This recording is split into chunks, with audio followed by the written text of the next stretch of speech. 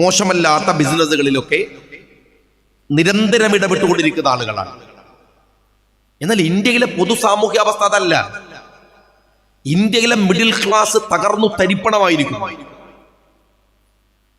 ഇന്ത്യയിലെ മിഡിൽ ക്ലാസ്സിന് പിടിച്ചു നിൽക്കാൻ ആവാത്ത വണ്ണം തകർന്നിരിക്കുന്നു. മുതലാളിമാർ പിന്നെയും പിന്നെയും പിന്നെയും മുതലാളിമാരാവുക, ഇട സമൂഹം എന്ന് പറയുന്നത് തകരുക, പാവപ്പെട്ടവൻ പിന്നെയും പിന്നെയും ദാരിദ്ര്യത്തിലേക്ക് കൂപ്പുകുത്തുക. ഇതാണ് വർത്തമാനകാല ഇന്ത്യയുടെ സ്ഥിതി എന്ന് പറയുന്നത്. നിങ്ങൾ ഇപ്പൊ ഇവിടെ കേരളത്തിൽ നിങ്ങളൊരു കാർ ഷോറൂമിൽ പോയാൽ ടയോട്ടയൊക്കെ വലിയ ഡിമാൻഡാണ് പറയുന്നത്. ഒരു ഇന്നോവ ചോദിച്ചാൽ 6 മാസം എന്നൊക്കെ വലിയ പുളുവടിയാണ്. നിങ്ങൾ കേരളത്തിന് പുറത്ത് പോയി നോക്ക്. കാർ എടുക്കണമെന്ന് തോന്നിയാൽ കയ്യിൽ പൈസ ഉണ്ടെങ്കിൽ നിങ്ങൾക്കത് കിട്ടും, കാത്തിരിക്കണ്ട. കാരണം അവിടെ വാങ്ങാൻ ആളില്ല. കേരളം നേരെ തിരിച്ചാണ്. മാരുതിയുടെ ചെയർമാൻ പറയുന്നത് കാർ ഇന്ത്യയിൽ നിർമ്മിക്കുന്നതിൽ നിന്ന് പിൻവാങ്ങേണ്ടി വരുമോ, അത്രമേൽ കാർ കമ്പനികൾ പ്രതിസന്ധിയിലാണ്. ഇന്ത്യയിലെ ഇടനിലക്കാരന്റെ സാമൂഹ്യ ജീവിതത്തിൽ അവർക്ക് പറ്റുന്ന ചെറിയ കാറുകൾ ആളുകൾ വാങ്ങാനില്ല എന്ന് പറയുന്നത് അവർ തകർന്നുകൊണ്ടിരിക്കുന്നു എന്നതിന്റെ ഏറ്റവും വലിയ തെളിവാണ്. നോക്കൂ നിങ്ങൾ, ഡോളറിന് ഇന്നത്തെ റേറ്റ് 86 ആയിരിക്കും. ഞാൻ മിനിഞ്ഞാന്ന് പ്രസംഗിക്കുമ്പോൾ 85, വരുമ്പോൾ ഞാൻ നോക്കിയത് 86 ഇന്ത്യയുടെ ചരിത്രത്തിലെ ഏറ്റവും വലിയ രൂപയുടെ വിലയിടിവ് സംഭവിച്ചുകൊണ്ടിരിക്കുന്നു. സുരേന്ദ്രൻ എന്ന് പറയുന്ന BJPയുടെ പ്രസിഡന്റ് പ്രസംഗിച്ചത് ഡോളറിനെ 40 കൊണ്ടുവരുമെന്നാണ്. വിടുവായത്തരം ആർക്കും പറയാലോ. 40 വേണ്ട സുരേന്ദ്ര, 50 വേണ്ട, 60 വേണ്ട, 70 ആ ഡോളറിനെ മൻമോഹന്റെ കാലത്തെ പോലെ നിർത്താൻ എന്ത് നിങ്ങൾക്ക് കഴിയാത്തത്? രാജ്യത്തിന്റെ രൂപയുടെ മൂല്യം ചരിത്രത്തിലെ ഏറ്റവും വലിയ തകർച്ചയിലേക്ക് പോയിരിക്കുന്നു. രാജ്യത്തിന്റെ സകലമാന മൗലികതകളും തകർന്നിരിക്കുന്നു. ഇവിടെ ഉള്ളത് അദാനി മാത്രമാണ്. അദാനി ആവട്ടെ നരേന്ദ്രമോദിയാണ്, അമിത്ഷായാണ്. വേറെ ഏതു കമ്പനിയുണ്ട്? ബാക്കിയെല്ലാം തകരുന്നു. ഇന്ത്യയിൽ അദാനി മാത്രം പഠിച്ചു കൊടുക്കുന്നു. 2200 കോടിയുടെ അഴിമതിയാണ്, കൈക്കൂലി വാങ്ങി എന്ന പേരാണ് അമേരിക്കയിൽ അദാനിക്കുള്ളത്. അവിടെ അയാൾക്കെതിരെ പ്രോസിക്യൂഷൻ ആരംഭിച്ചിരിക്കുന്നു. അമേരിക്ക അദാനിക്ക് കാലുകുത്താൻ പറ്റില്ല അമേരിക്കയുടെ മണ്ണിലേക്ക്. അവർ വിലക്കേർപ്പെടുത്തുക മാത്രമല്ല, ഈ അഴിമതിയുടെ ഈ കമ്പനിയെ, അദാനിയെ പറ്റില്ലെന്ന് ആഫ്രിക്കൻ രാജ്യങ്ങൾ പറഞ്ഞു. പറ്റില്ല. എന്ത് ആഫ്രിക്കൻ രാജ്യങ്ങള്? ആന്ധ്ര ഗവൺമെന്റ് BJPയുടെ സഖ്യകക്ഷികളാണ് ഭരിക്കുന്നത്. അവര് പറഞ്ഞു അദാനിയുമായി യാതൊരു തരത്തിലുള്ള ബിസിനസ് ഇടപാടുകൾക്കും ഞങ്ങൾ തയ്യാറല്ല. പക്ഷെ രസമുള്ള കാര്യം അതല്ല. ആന്ധ്ര പോലും അദാനി വേണ്ടെന്ന് പറയുമ്പോൾ, ആഫ്രിക്കൻ രാജ്യങ്ങൾ അദാനി വേണ്ടെന്ന് പറയുമ്പോൾ, അമേരിക്ക അദാനി വേണ്ടെന്ന് പറയുമ്പോൾ, കേരളത്തിലെ വിപ്ലവ ഇടതുപക്ഷ പ്രസ്ഥാനം അദാനിക്ക് ചുവന്ന പരവതാനി വിരിക്കുകയാണ്. ഇതെന്തു രാഷ്ട്രീയമാണ്? അദാനിയെ നഖശികാന്തം എതിർക്കുന്ന രാഹുൽ ഗാന്ധി വലതുപക്ഷ രാഷ്ട്രീയക്കാരൻ, അദാനിക്ക് ചുവന്ന പരവതാനി വിരിക്കുന്ന പിണറായി വിജയൻ ഇടതുപക്ഷ രാഷ്ട്രീയക്കാരൻ. എന്തു വിരോധാഭാസമാണ്? എന്തുതരം വിരോധാഭാസമാണ് നിങ്ങൾ പറഞ്ഞുകൊണ്ടിരിക്കുന്നത്? ഈ രാജ്യത്തെ സാമ്പത്തികമായ വിഷയങ്ങളിൽ മാത്രമല്ല, നിങ്ങൾ മനസ്സിലാക്കണം, ഇന്ത്യയുടെ പാർലമെന്റിനകത്ത് കോൺഗ്രസിനെതിരായി ഒരു ആരോപണം ഉന്നയിക്കാൻ ശ്രമിച്ചു BJP. കോൺഗ്രസിനെതിരെ മാത്രമല്ല, സോണിയാഗാന്ധിക്കെതിരെ. ആരാണ് സോണിയാഗാന്ധി? നമുക്കറിയാം. ഇന്ത്യയുടെ പ്രധാനമന്ത്രി പദം കൈവെള്ളയിൽ കൊണ്ടുപോയി വെച്ചപ്പോൾ നേരത്തെ ഷിബു സംസാരിച്ചല്ലോ. ബഹുമാന്യനായ ഓണംപള്ളിയും പറഞ്ഞു ഇന്ത്യയുടെ പ്രതിഭാധനനായിരുന്ന മൻമോഹൻ സിംഗിനെ കുറിച്ച്. ഒരുപക്ഷെ പണ്ഡിറ്റ് ജവഹർലാൽ നെഹ്റുവിന് ശേഷം ഇന്ത്യ കണ്ട ദിഷണാശാലിയായ ഭരണാധികാരിയായിരുന്നു ആ മനുഷ്യൻ. ആ മനുഷ്യനെ ഇന്ത്യക്ക് ലഭിച്ചത് എങ്ങനെയാണ്? സോണിയാഗാന്ധിയുടെ പിൻവാങ്ങലാണ്. തന്റെ കൈവെള്ളയിൽ വെച്ചു കൊടുത്ത ഇന്ത്യയുടെ പ്രധാനമന്ത്രി പദം വേണ്ടെന്ന് പറഞ്ഞ മഹതിയായ ആ സ്ത്രീയെ ഇന്ത്യയുടെ പാർലമെന്റിനകത്ത് വെച്ച് അപമാനിച്ചു. ഈ BJPയുടെ നേതാവ് പ്രസംഗിച്ചതാണ് ജോർജ് സോറോസ് ഫൗണ്ടേഷന്റെ പണം വാങ്ങുന്നു ആര്? സോണിയാഗാന്ധി. ഈ ജോർജ് സോറോസ് ഫൗണ്ടേഷനുമായി ബന്ധപ്പെട്ട ലോകത്ത് വിവാദമുണ്ട്. ഇന്ത്യക്ക് പ്രത്യേകിച്ച് പ്രശ്നമുണ്ട്. കാശ്മീർ പാകിസ്ഥാന്റെ ഭാഗമാണ് എന്ന ആരോപണം ഉന്നയിക്കുന്ന, അല്ലെങ്കിൽ അത് വേണമെന്ന് വാദിക്കുന്ന ഒരു സംഘടന കൂടിയാണ് ജോർജ് സോറോസ് ഫൗണ്ടേഷൻ എന്ന് പറയുന്നത്. അതുകൊണ്ട് അവരുടെ പണം വാങ്ങുന്നത് തെറ്റാണ്, അതിൽ ആർക്കും സംശയമില്ല. പക്ഷെ ആ പണം വാങ്ങി സോണിയാഗാന്ധി എന്ന ആരോപണം ഉന്നയിക്കാൻ ഉപോദ്ബലകമായ തെളിവ് പറഞ്ഞത് ഫ്രഞ്ച് പത്രമായിട്ടുള്ള മീഡിയ പാർട്ട് എന്ന് പറയുന്ന ഫ്രഞ്ച് പത്രം. ആ പത്രത്തിൽ വന്നു എന്നാണ്.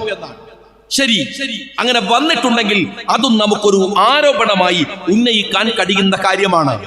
എന്നാൽ ആ ഫ്രഞ്ച് പത്രത്തിന്റെ ഡയറക്ടർ കഴിഞ്ഞ ഏതാനും ദിവസങ്ങൾക്ക് മുമ്പ് വളരെ പരസ്യമായി കാരിൻ ഫ്യൂട്ടോ എന്ന് പറയുന്ന അതിന്റെ ഡയറക്ടർ പറഞ്ഞു, ഞങ്ങളുടെ പത്രത്തിൽ അങ്ങനെ ഒരു വാർത്ത പോലും വന്നിട്ടില്ല. നിങ്ങൾ മനസ്സിലാക്കണം, ഇന്ത്യയുടെ പാർലമെന്റാണ്. നമ്മുടെ നിയമസഭയിൽ പോലും ഒരു കളവ് പറഞ്ഞാൽ അത് രേഖയിൽ ഉണ്ടാവില്ല. പക്ഷെ ഈ പറഞ്ഞ മഹാനുണ, ഒരു മന്ത്രി പറഞ്ഞ കളവ്, ഒരാൾക്കെതിരെ ഉന്നയിച്ച കടുത്ത ആരോപണം ആ പാർലമെന്റിന്റെ രേഖയിൽ ഇപ്പോഴും കിടക്കുന്നു. ആർക്കെതിരെ പറഞ്ഞത്? ഇന്ത്യയിലെ ഏറ്റവും പ്രതിഭാധനയായ, ഇന്ത്യയുടെ അഭിമന്യയായ കോൺഗ്രസിന്റെ നേതാവിനെതിരെ, സോണിയാഗാന്ധിക്കെതിരെ പറഞ്ഞ ആരോപണം ഇന്ത്യയുടെ പാർലമെന്റിനകത്ത് കിടക്കുന്നു. നുണ പറയാൻ മടിയില്ല, കളവ് പറയാൻ യാതൊരു ആക്ഷേപം ഉന്നയിക്കാൻ മടിയില്ല. എന്ത് തെമ്മാടിത്തരവും തോന്നിവാസവുമാക്കാൻ അധികാരത്തെ ഉപയോഗിക്കുന്ന ഒരു അപകടം പിടിച്ച അവസ്ഥ ഈ രാജ്യത്തുണ്ട്. പാർലമെന്റിനെ അതിന് ഉപയോഗിക്കാം. നിങ്ങൾ ഓർത്തു നോക്കൂ, ഇവിടെ മോഹൻ ഭഗവത് ഏറ്റവും അടുത്ത് സമീപകാലത്ത് RSSന്റെ നേതാവ് മോഹൻ ഭഗവത് പറഞ്ഞത് എന്താണെന്നറിയോ? ഈ പള്ളിക്കടിയിൽ കൊണ്ടുപോയി വിഗ്രഹങ്ങൾ ഉണ്ട് എന്ന ആരോപണം ഉന്നയിച്ച് നിങ്ങൾ കോടതിയിൽ കേസ് കൊടുത്ത് അതിന് എന്താണ് സർവേ അനുമതി വാങ്ങി അവിടെ പ്രശ്നങ്ങൾ ഉണ്ടാക്കുന്ന ഈ രീതി ശരിയല്ല. ആരാ പറയുന്നത്? രാഹുൽ ഗാന്ധിയാണോ? അതല്ലെങ്കിൽ ഏതെങ്കിലും ഒരു കോൺഗ്രസിന്റെയോ മറ്റേതെങ്കിലും രാഷ്ട്രീയ നേതാവാണോ അത് പറയുന്നത്? അല്ലല്ലോ, അത് പറയുന്നത് RSSകാരൻ. എന്തുകൊണ്ടാണ് ഈ വെളിപാട് ഉണ്ടാവുന്നത്? RSSന്റെ മോഹൻ ഭാഗവതിന് ഇതൊരു ശരിയായ പ്രക്രിയയല്ല എന്ന് പറയേണ്ടി വരുന്നത് എന്തുകൊണ്ടാണെന്ന് അറിയുമോ? ലോകം ഇത് കണ്ടുകൊണ്ടിരിക്കുന്നു എന്നതുകൊണ്ടാണ്. മാത്രമല്ല, അവകാശവാദം ഉന്നയിച്ച് താജ്മഹൽ ക്ഷേത്രമായിരുന്നു എന്ന് ഒരു വിഡ്ഢിയായ RSSകാരൻ പിന്നെയും പറഞ്ഞു. ലോകം ഇത് കാണുകയാണ്, ലോകം ഇത് കേൾക്കുകയാണ്. ഒരു രാജ്യത്തിലെ ഒരു ഭ്രാന്തിന്റെ ഉച്ചാവസ്ഥ, ഭരണകൂടം നടത്തുന്ന ഒരു ഭ്രാന്തമായ അവസ്ഥയെ ലോകം കാണുകയാണ്. ടൂറിസ്റ്റുകൾ ഇത് വിലയിരുത്തുകയാണ്. ഇന്ത്യയിലേക്ക് വരുന്നവർ ഇത് ഗൗരവത്തോടെ കാണുകയാണ്. മോഹൻ ഭഗവതിനറിയാം, തങ്ങളുടെ ഭരണം നടന്നുകൊണ്ടിരിക്കുന്ന ഒരു നാട്ടിൽ, ഈ രാജ്യത്തിനു തന്നെ ഇത് അപകടമാണ്. നോക്കൂ നിങ്ങൾ, ബംഗ്ലാദേശ് ഇന്ത്യയുടെ ഒരു സ്ട്രാറ്റജിയാണ്. ഒരു യുദ്ധത്തിലെ പാകിസ്ഥാനെ തകർക്കുന്നതിൽ ഇന്ത്യ നിർവഹിച്ച ഏറ്റവും രാഷ്ട്രതന്ത്രപരമായ സമീപനം പാക്കിനെ പിളർത്തി എന്നതാണ്. ഇന്ത്യയെ നിരന്തരമായി ഉപദ്രവിച്ചുകൊണ്ടിരിക്കുന്ന, ഈ രാജ്യത്തെ തകർക്കാൻ സകലമായ പരിശ്രമങ്ങളും നടക്കുന്ന പാകിസ്ഥാനെതിരെ ഇന്ത്യ എടുത്ത ഏറ്റവും മനോഹരമായ ഒരു പൊളിറ്റിക്കൽ സ്ട്രാറ്റജി ആയിരുന്നു ബംഗ്ലാദേശ് ഉണ്ടാക്കുക. എത്ര ഇന്ത്യൻ മിലിറ്ററിയിൽ ആളുകൾ മരണപ്പെട്ടു പോയിട്ടുണ്ട്. പാകിസ്ഥാനെ പിളർത്തിയിട്ടാണ് ഇന്ത്യ ബംഗ്ലാദേശ് ഉണ്ടാക്കുന്നത്. ബംഗ്ലാദേശിന് ഇന്ത്യയോട് അത്തരത്തിലുള്ള സ്നേഹവും ഇഷ്ടവുമുള്ള, ഒരുപക്ഷെ നമുക്കൊക്കെ പോയി വരാൻ കഴിയുന്ന ഒരു അയൽപക്ക രാജ്യമായി പാകിസ്ഥാനിൽ നിന്ന് വിഭജിച്ചു നമ്മളെടുത്ത ബംഗ്ലാദേശായി. ആ ബംഗ്ലാദേശ് പറഞ്ഞിരിക്കുന്നു, ഈ മോഡിയുടെ സർക്കാരിന്റെ നിലപാടുകൾ കൊണ്ട് പറയിപ്പിച്ചു ബംഗ്ലാദേശ്. എന്താ അവർ പറഞ്ഞത്? ഇന്ത്യക്ക് ഒരു ചുക്കും ഉണ്ടായിട്ടില്ല സംഭാവന ഞങ്ങളെ രാജ്യമുണ്ടാവുന്നതിൽ. ബംഗ്ലാദേശിന് പുച്ഛമാണ് ഇന്ത്യയോട്. ബംഗ്ലാദേശിന് നിങ്ങൾ മനസ്സിലാക്കണം, നമ്മുടെ രാഷ്ട്രതന്ത്രജ്ഞതയുടെ ഭാഗമായി നമ്മൾ ഉണ്ടാക്കിയ രാജ്യം പോലും നമ്മളെ തള്ളിപ്പറഞ്ഞുകൊണ്ടിരിക്കുന്ന ഒരു വർത്തമാന സാഹചര്യം ഇന്ത്യൻ രാഷ്ട്രീയത്തിലുണ്ട്. ഈ അപകടകരമായ ഒരു അവസ്ഥ, നമ്മുടെ മക്കൾ വളർന്നു വരുന്ന ഈ രാജ്യം, അവർക്ക് ജീവിച്ചു പോകേണ്ട ഈ രാജ്യം, അവർക്ക് തൊഴിലെടുക്കേണ്ട പഠിക്കേണ്ട ഈ രാജ്യം, അതിന്റെ എല്ലാ സാധ്യതകളും തകർക്കുന്ന ഒരു വൃത്തികെട്ട ഫാഷിസ്റ്റ് രീതികളാൽ വലയം ചെയ്യപ്പെട്ടുകൊണ്ടിരിക്കുകയാണ്. ഇവിടെയാണ് നിങ്ങളുടെയും എന്റെയും ഉത്തരവാദിത്തമുള്ളത്. നമ്മുടെ പ്രതലം ചെറുതായിരിക്കാം, ഒരുപക്ഷെ ഈ ഓണംപള്ളി എന്ന് പറയുന്ന ഗ്രാമതുല്യമായ ഈ ചെറിയ ഒരു പ്രദേശമായിരിക്കാം. നാം നിൽക്കുന്ന ഇടം എങ്ങനെയാണോ നിങ്ങൾക്ക് ഈ ഫാഷിസ്റ്റ് വിരുദ്ധതയോട് സമരം ചെയ്ത് നിൽക്കാൻ കഴിയുക? എങ്ങനെയാണ് നിങ്ങൾക്ക് അതിൽ ഇടപെടാൻ കഴിയുക? അങ്ങനെ ഇടപെടേണ്ടുന്ന സമയമാണിത്. അവിടെയാണ് രാഹുൽ ഗാന്ധിയെ നമ്മൾ അംഗീകരിക്കുന്നത്. എന്തുകൊണ്ട്? ഇന്ത്യയിൽ പതിതരായ ജനസമൂഹത്തിന്റെ പ്രശ്നമുണ്ടായാൽ, സമ്പളിൽ 5 പേർ വെടിവെച്ച് കൊല്ലപ്പെടുമ്പോൾ അവിടെ രാഹുൽ ഗാന്ധി പോകുന്നുണ്ട്. അവിടെ ചെന്ന് എനിക്ക് ആ പ്രദേശത്ത് പോകണമെന്ന് പറയുന്നുണ്ട്. ഇന്ത്യയുടെ പാർലമെന്റിൽ ആ വിഷയത്തെ കൊണ്ടുവരുന്നുണ്ട്. രാഹുൽ അപകടകാരിയാണ്. എന്തുകൊണ്ട്? ഇതുകൊണ്ട് തന്നെ ഇന്ത്യയിലെ ഫാഷിസ്റ്റുകൾക്ക്, രാഹുലിന് വേണ്ടി വോട്ട് ചോദിച്ച, രാഹുലിന് വേണ്ടി പണിയെടുത്ത, രാഹുൽ വരണമെന്ന് ആഗ്രഹിച്ച മതേതര സമൂഹത്തിന് പ്രതീക്ഷകൾ നഷ്ടപ്പെടാത്ത വിധം അവരുടെ മുൻനിരയിൽ നിൽക്കാൻ രാഹുലിന് കഴിയുന്നു എന്ന ഒരവസ്ഥ നമുക്കുണ്ട്. അഭിമാനമുണ്ട് ആ രാഷ്ട്രീയത്തിൽ. നമുക്ക് രാഹുലിന്റെ കൂടെ നിൽക്കേണ്ടത് ആരുടെ ബാധ്യതയാണ്? ഇന്ത്യയിലെ സകലമാന മതേതര വിശ്വാസികളുടെയും ബാധ്യതയാണ്. ഞാൻ ഇപ്പോഴും ഓർമ്മിക്കുന്നുണ്ട്, കഴിഞ്ഞ പാർലമെന്റിന്റെ തൊട്ടു മുമ്പ് ഞാൻ കാസർഗോഡ് പ്രസംഗിക്കുന്ന ഒരു സമയം, പാർലമെന്റ് തെരഞ്ഞെടുപ്പിന്റെ ഫാഷിസം ഇന്ത്യയിൽ അതിഭീകരമാം വിധം പിടിമുറുക്കിക്കൊണ്ടിരിക്കുന്ന ഒരു സമയത്ത് നിങ്ങൾ മനസ്സിലാക്കണം, മൻമോഹൻ സിംഗിനെ താഴെ ഇറക്കാൻ, ആ മനുഷ്യനെ അപമാനിക്കാൻ, ആ മനുഷ്യനെ ചീത്ത വിളിക്കാൻ അന്ന് ഇന്ത്യ കണ്ട ഏറ്റവും വലിയ കാട്ടുകള്ളനായ ഒരു വൃദ്ധൻ, നമ്മളെ അണ്ണാ ഹസാരെ, ഓർമ്മയുണ്ടോ നിങ്ങൾക്ക്? ആ അണ്ണാ ഹസാരക്ക് പിന്തുണ പ്രഖ്യാപിച്ച് CPM നിൽക്കുകയാണ്. വെറും അണ്ണാ ഹസാരെ മാത്രമാണ് തരക്കടില്ല, പതഞ്ജലിയുടെ ഉപജ്ഞാതാവായിട്ടുള്ള കാട്ടുകള്ളനായ ഒരു സന്യാസിയുണ്ട്. ആ സന്യാസിക്കും പിന്തുണ പ്രഖ്യാപിച്ച് നിൽക്കുകയാണ് ഇവിടുത്തെ CPM-കാർ. ആ സമയമാണ് ആ തെരഞ്ഞെടുപ്പ് വരുന്നത്. മൻമോഹൻ സിംഗ് ചെയ്ത എന്താ ഏറ്റവും വലിയ പാതകം? അദ്ദേഹത്തിന്റെ ഒരുപാട് കാര്യങ്ങൾ പറയാം. ഇന്ന് ഈ നാട്ടിലെ ചെറുപ്പക്കാർ അഭിമുഖീകരിക്കുന്ന, അഭിമാനപൂർവ്വം ജീവിക്കുന്നതിലെ ഏറ്റവും സുപ്രധാനമായ കാര്യങ്ങൾ നിങ്ങൾ എടുത്തോ. റൈറ്റ് ടു ഇൻഫർമേഷൻ ആവട്ടെ, റൈറ്റ് ടു എഡ്യൂക്കേഷൻ ആവട്ടെ, നിങ്ങളുടെ ഗ്രാമങ്ങളിലെ തൊഴിലവസരങ്ങൾ എന്താണ്, തൊഴിലുറപ്പ് പദ്ധതികളാവട്ടെ, നേരത്തെ അഭിമന്യനായ എന്റെ മുൻ പ്രസംഗകർ പറഞ്ഞിട്ടുള്ള സച്ചാർ കമ്മീഷൻ റിപ്പോർട്ട് ആവട്ടെ, അങ്ങനെ ഒരുപാട് കാര്യങ്ങൾ മൻമോഹൻ സിംഗുമായി ബന്ധപ്പെട്ട് പറയാൻ നമുക്ക് കഴിയും. ആ മൻമോഹൻ സിംഗ് കൊണ്ടുവന്നതിലെ സുപ്രധാനമായ ഒന്നായിരുന്നു ആണവ കരാർ. ഞാനന്ന് മുസ്ലിം യൂത്ത് ലീഗിന്റെ സംസ്ഥാന പ്രസിഡന്റാണ്, എനിക്കിപ്പോഴും ഓർമ്മയുണ്ട്. അന്ന് അഹമ്മദ് സാഹിബ് കേന്ദ്രത്തിൽ മന്ത്രിയാണ്. ആണവ കരാർ കൊണ്ടുവരുന്ന സമയത്ത് ഈ ഇടതുപക്ഷം ഉണ്ടാക്കിയ ഒരു വൈകാരിക ചലനമുണ്ട് കേരളത്തിൽ. ഇവിടെ അടക്കം അഹമ്മദ് സാഹിബ് രാജിവെക്കണം.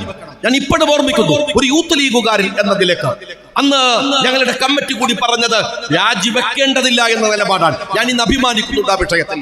നിങ്ങൾ ഓർത്തു നോക്കൂ, ആ ആണവ കരാറിന്റെ പേരിലാണ് മൻമോഹൻ സിംഗിനെ താഴെ ഇറക്കാൻ പരിശ്രമിക്കുന്നത്, പിന്തുണ പിൻവലിക്കുന്നത് ഇവിടുത്തെ CPM-കാർ.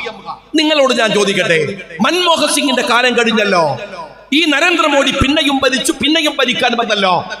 ആണവ കരാറിന്റെ അപകടം എന്താണ് ഇന്ത്യയിൽ? എന്താ ഉണ്ടാക്കിയത്? നിങ്ങൾ വലിയ കോലാഹലം ഉണ്ടാക്കിയിട്ട് ഈ മൻമോഹൻ സിംഗിനെ താഴെ ഇറക്കാൻ പ്രയത്നിച്ച നിങ്ങളുടെ രാഷ്ട്രീയ തന്ത്രം അതായിരുന്നില്ലേ? ആ ആണവ കരാർ ഉണ്ടാക്കിയ ഇമ്പാക്ട് എന്താണ് ഇന്ത്യയിൽ? എന്തെന്നറിയുമോ? ഈ രാജ്യത്ത് വൈദ്യുതിയുടെ സഫിഷ്യൻസി ഉണ്ടാക്കിയെടുത്തത് ആ കരാറാണ്.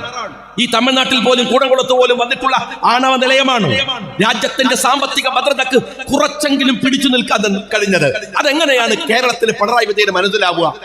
ജീവിതത്തിൽ ഒരിക്കലായിട്ടുള്ള വിദ്യുച്ഛക്തി മന്ത്രിസ്ഥാനം കൊണ്ട് ലാവഡിന്റെ 100-300 കോടി അടിച്ചു മാറ്റി കട്ടുതിന്ന പിണറായി വിജയന് എങ്ങനെയാണ് സത്യസന്ധമായ ഒരു ആണവ കരാറിന് രാഷ്ട്രീയം പറഞ്ഞാൽ മനസ്സിലാവുക? നിങ്ങൾക്ക് മനസ്സിലാവില്ല. നിങ്ങൾ ഇന്നും മൻമോഹൻ സിംഗിനെ താഴെ ഇറക്കാൻ പ്രയത്നിച്ചത് ആ ആണവ കരാറിന്റെ പേരിലാണ്. ആ കരാർ എവിടെ? നഷ്ടം വന്നോ രാജ്യത്തിന്?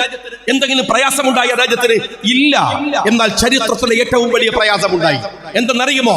നിങ്ങളും ഈ പറയുന്ന അണ്ണാ ഹസാരെയും ഈ പറയുന്ന കള്ള സന്യാസിയും കൂടെ ഈ രാജ്യത്തിന്റെ ഗോപുരങ്ങളിൽ നിന്ന് മതേതരത്വത്തെ താഴെ ഇറക്കുകയും നരേന്ദ്രമോദി എന്ന ഫാഷിസ്റ്റിനെ ഇന്ത്യയുടെ അധികാരത്തിൽ കൊണ്ടുവരികയും ചെയ്തു.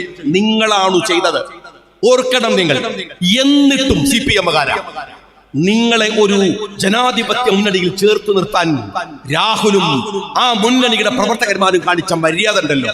ഞാൻ അന്ന് കഴിഞ്ഞതിന് മുമ്പുള്ള തെരഞ്ഞെടുപ്പിൽ കാസർഗോഡ് പ്രസംഗിക്കുമ്പോ ഈ വൈകാരികതയുടെ പശ്ചാത്തലത്തിൽ ഞാൻ പറഞ്ഞു വന്നപ്പോ ഞാൻ പറഞ്ഞു, സ്നേഹമുള്ളവരെ, ഇത് ലാസ്റ്റ് വണ്ടിയാണ്, ലാസ്റ്റ് ബസ്സാണ്, നിങ്ങൾ ഇതിൽ കയറണം. പിന്നെ തുടങ്ങിയില്ലേ, നമ്മളാ തെരഞ്ഞെടുപ്പിൽ തോറ്റുപോയി. രാഹുൽ പ്രതിപക്ഷ നേതാവും ആയില്ല. പിന്നെ തുടങ്ങിയില്ലേ സഖാക്കൾ എന്നെ ട്രോളാൻ. ലാസ്റ്റ് ബസ് പോയോ? ലാസ്റ്റ് ബസ് വന്നോ? ലാസ്റ്റ് ബസ് കഴിഞ്ഞാൽ പിന്നെയും ബസ് വരാനുണ്ടോ? ഇഞ്ചി എന്നൊക്കെ പറയണ മാതിരി എന്നെ ഇങ്ങനെ ട്രോളിക്കൊണ്ടിരിക്കുകയാണ്. എന്റെ സഖാക്കളെ, നിങ്ങൾ മനസ്സിലാക്കണം, കളിയാക്കലൊക്കെ കളിയാക്കിക്കോ, പക്ഷെ ആ ലാസ്റ്റ് ബസ്സിൽ ഈ തെരഞ്ഞെടുപ്പിൽ നിങ്ങൾ കയറിയിട്ടില്ലായിരുന്നെങ്കിൽ നിങ്ങളുടെ ഈ അരിവാളും ചുറ്റികയൊക്കെ ആക്രിക്കടയിൽ പോയി തപ്പേണ്ടി വരുമായിരുന്നു. നിങ്ങളുടെ ചിഹ്നാവൂല. മനസ്സിലായോ നിങ്ങള്? രാഹുൽ ഗാന്ധി ഈ മുന്നണിക്കകത്ത് നിങ്ങളെ കൂട്ടിയിട്ട് ഈ കേരളത്തിന് പുറത്ത് ഇവിടെ ഒന്നല്ലേ കിട്ടിയുള്ളൂ, മറ്റൊന്ന് നിങ്ങൾ BJP-ക്ക് പതിച്ചു കൊടുത്തതല്ലേ തൃശ്ശൂര്, ഒന്നല്ലേ കിട്ടിയുള്ളൂ. ഈ കേരളത്തിന് പുറത്ത് നിങ്ങൾക്ക് സീറ്റ് വാങ്ങി തരാൻ കോൺഗ്രസ് മുൻകൈ എടുത്തില്ലായിരുന്നെങ്കിൽ നിങ്ങളുടെ ഈ ചിഹ്നം കൊടച്ചകർ ഉണ്ടാവുമായിരുന്നില്ല. അറിയോ നിങ്ങൾക്ക്? ആ രാഹുലിനെ നിങ്ങൾ മനസ്സിലാക്കേണ്ടത്, ആ രാഹുൽ ഗാന്ധി ഒരു ജനാധിപത്യ പ്രസ്ഥാനത്തിന്റെ മുൻനിരയിൽ നിൽക്കുമ്പോ നിങ്ങൾ ആക്ഷേപിക്കുക, പരിഹസിക്കുക. രാഹുൽ വയനാട്ടിൽ നിന്ന് ജയിച്ചത് വർഗീയ വോട്ടുകൾ കൊണ്ടാണെന്ന് നേരത്തെ ഷിബു പറഞ്ഞ പോലെ നിതീഷ് റാണ അടക്കമുള്ളവർ പറഞ്ഞ അതേ നിതീഷ് റാണ പറഞ്ഞ അതേ വാക്ക് നിങ്ങൾ പറയുക. വയനാട് തെരഞ്ഞെടുപ്പിൽ പ്രിയങ്ക ജയിച്ചത് എന്റെ സ്നേഹമുള്ളവരെ, പ്രിയങ്ക ജയിക്കുമ്പോഴുള്ള ഒരു രാഷ്ട്രീയം നിങ്ങൾക്ക് മനസ്സിലായോ? രാഹുലിന് നമ്മൾ എന്താ വോട്ട് ചെയ്തത്? നിങ്ങൾ ഈ മണ്ഡലത്തില് എന്തിനാണ് കോൺഗ്രസിന്റെ എംപിക്ക് ആവേശപൂർവ്വം കഴിഞ്ഞ തെരഞ്ഞെടുപ്പ് വോട്ട് ചെയ്തത്? ഇന്ത്യ ഭരിക്കാൻ രാഹുലിനെ പറഞ്ഞേക്കാൻ അല്ലേ? ഞങ്ങൾ വയനാട്ടുകാരും വോട്ട് ചെയ്തത് ഇന്ത്യയുടെ പ്രധാനമന്ത്രി പദത്തിലേക്ക് രാഹുൽ പോവട്ടെ എന്ന് വിചാരിച്ചാൽ. നടന്നില്ല, നിർഭാഗ്യം. ആ ഉപതെരഞ്ഞെടുപ്പിൽ വരുന്നത് പ്രിയങ്ക ഗാന്ധിയാണ്.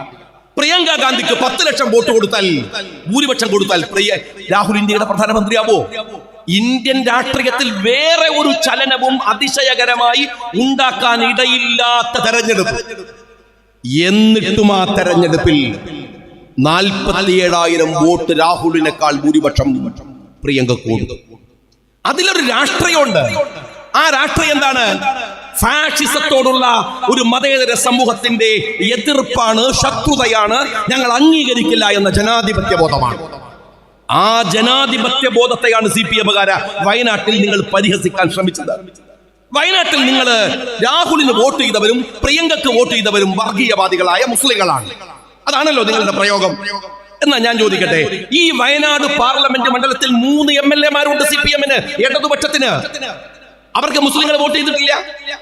ഇനി അവർക്ക് വോട്ട് ചെയ്ത മുസ്ലിങ്ങളൊക്കെ മതേതരവാദികളും കോൺഗ്രസ് നേതാവിന് വോട്ട് ചെയ്ത മുസ്ലിങ്ങൾ വർഗീയവാദികളും എന്നാണോ നീ പറയണത്?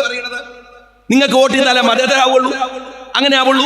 ഇനി മുസ്ലിം വോട്ട് ചെയ്യുന്ന മുസ്ലിങ്ങളൊക്കെ മൂരാച്ചികളും കൊള്ളരുതാത്തവരും വർഗീയവാദികളാണോ? എടോ CPM-കാരാ, വയനാട് ജില്ലാ CPM-ന്റെ ജനറൽ സെക്രട്ടറി, നിങ്ങളുടെ സെക്രട്ടറി ആരെന്നറിയോ? ഒരു മുസ്ലിമാണ്. നിങ്ങൾ ഈ പറഞ്ഞ മൂരാച്ചിയായ മുസ്ലിമാണോ അവൻ? ആണോ? വയനാട്ടിലെ മുഴുവൻ മുസ്ലിങ്ങളും കൊള്ളരുതാത്തവരാണെങ്കിൽ അവൻ ഈ പറയുന്ന മൂരാച്ചിയാണോ അവിടുത്തെ മുസ്ലിം എന്ന് പറയുന്നത്? ഇനി മറ്റൊന്ന് ഞാൻ ചോദിക്കട്ടെ, വയനാട്ടിൽ ആർക്കാ ഞങ്ങൾ വോട്ട് കൊടുത്തത്? രാഹുൽ ഗാന്ധിക്ക്, ഹിന്ദുവായ രാഹുൽ ഗാന്ധിക്ക് അല്ലേ? വയനാട്ടുകാരായ ഞങ്ങൾ മുസ്ലിങ്ങൾ ആർക്കാ വോട്ട് കൊടുത്തത്? ഹിന്ദുവായ പ്രിയങ്ക ഗാന്ധിക്ക്. അതാണ് നിങ്ങൾ പറയുന്നത് ഞങ്ങൾ വർഗീയവാദികളാണ്. എന്നാൽ എനിക്ക് ഇഷ്ടമില്ലെങ്കിൽ ഞാൻ നിങ്ങളോട് കാര്യം ചോദിക്കട്ടെ. നേമത്ത് അവിടുത്തെ വോട്ടർമാർ ആർക്കാ വോട്ട് ചെയ്യുന്നത്? തൃശ്ശൂരില് അവിടുത്തെ വോട്ടർമാർ ആർക്കാ വോട്ട് ചെയ്യുന്നത്? പാലായിൽ അവിടുത്തെ വോട്ടർമാർ ആർക്കാ വോട്ട് ചെയ്യുന്നത്? അതൊന്നും CPM-ന് കുഴപ്പമില്ല. തൃശ്ശൂരിലെ ആളുകൾ അവരുടെ സമുദായത്തിലുള്ളവർക്ക് വോട്ട് കൊടുത്താൽ മതേതരം. നേമത്ത് അവരുടെ സമുദായത്തിലുള്ളവർ അവരുടെ നേതാവിന് വോട്ട് കൊടുത്താൽ മതേതരം. പാലായിൽ അവരുടെ സമുദായം അവരുടെ നേതാവിന് വോട്ട് കൊടുത്താൽ മതേതരം. വയനാട്ടിലെ മുസ്ലിങ്ങൾ മറ്റൊരു സമുദായത്തിൽപ്പെട്ട രാഹുൽ ഗാന്ധിക്ക് വോട്ട് കൊടുത്താൽ അത് വർഗീയം. ഇത് എവിടുത്തെ ന്യായമാണോ? അവര് മുസ്ലിങ്ങൾക്കല്ലല്ലോ വോട്ട് ചെയ്തത്. എനിക്ക് ഇഷ്ടമുണ്ടായിട്ടല്ല ഞാനിത് പറയുന്നത്. ഈ വൃത്തികെട്ട മൂരാച്ചി കമ്മ്യൂണിസ്റ്റുകളുടെ ഈ വർഗീയത പറച്ചിൽ കൊണ്ട് പറയാണ്. എനിക്ക് ഇഷ്ടമുണ്ടായിട്ട് പറയല്ല.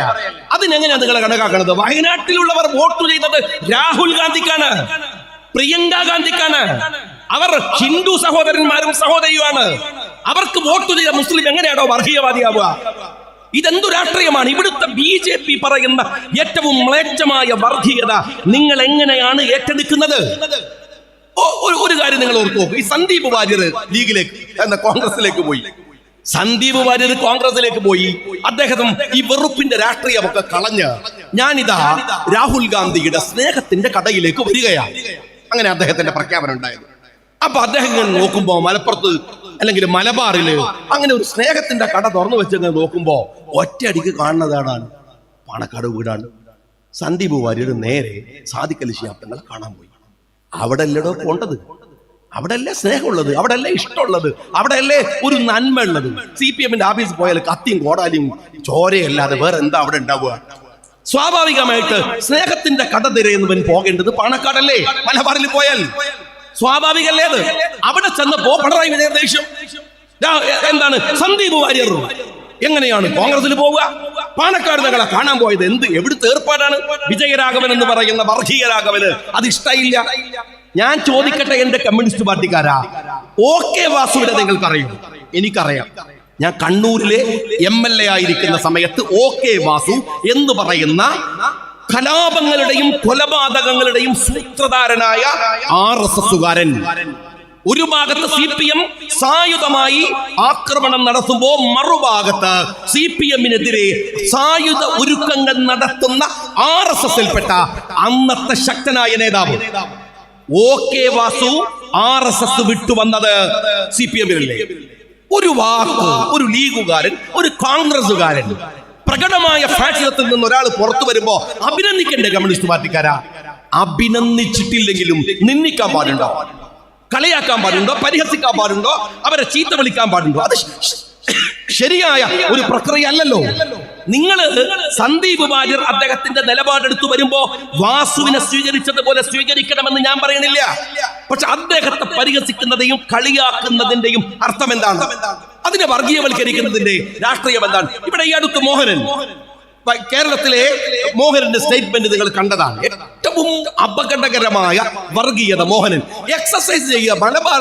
മലബാറിലെ എക്സർസൈസ് മാത്രമല്ല, മലബാറിലെ ഹോസ്പിറ്റലൊക്കെ പോയാൽ, എല്ലാ ഹോസ്പിറ്റലും ഏത് ഹോട്ടലിൽ പോയാലും അവിടെ മുസ്ലിങ്ങളെ ജനസംഖ്യാനുപാതികമായി പാലായിൽ പോയാൽ ക്രിസ്ത്യാനികളെ കാണൂലേ? മലബാറിൽ പോയാൽ മുസ്ലിങ്ങളെ കാണൂലേ? കോഴിക്കോട് അങ്ങാടിയിൽ പോയാൽ, മലപ്പുറത്ത് പോയാൽ, കണ്ണൂരിൽ പോയാൽ, കാസർഗോഡിൽ പോയാൽ അത് ജനസംഖ്യാനുപാതികമായി അവരല്ലേ കൂടുതൽ. അതുകൊണ്ട് ആശുപത്രിയിൽ അവർ കൂടുതലായതുകൊണ്ട് എന്താണ് അവിടെ മെഡിക്കൽ ജിഹാദ് എന്ന് പറഞ്ഞിട്ട് അവരെ മാറ്റി നിർത്താൻ പറ്റുമോ? ഇവരെന്തോ കുഴപ്പമുണ്ടാക്കാണ്. ഹോട്ടലിൽ പോയാൽ ഹോട്ടൽ ജിഹാദ്, ഫുഡ് ജിഹാദ് എന്നൊക്കെയാണോ അതിനെ വിളിക്കേണ്ടത്? സ്വാഭാവികമല്ലേ?